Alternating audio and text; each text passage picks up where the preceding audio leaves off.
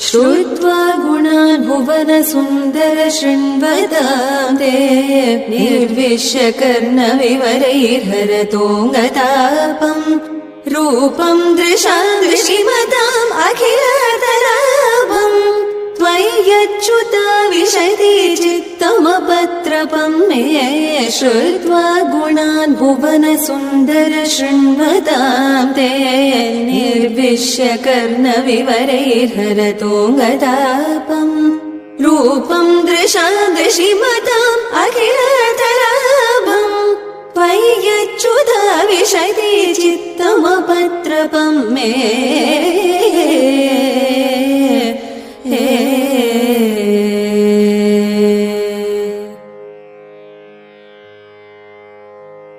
कात्वा मुकुन्द महती कुलशीलरूप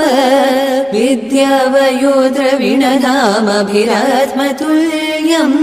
धीरापतिं कुलवती नवृणीत कन्या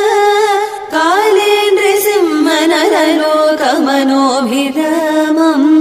कात्वा मुकुन्द महती कुलशीलरूप विद्यावयोद्रविणधामभिरात्मतुल्यम्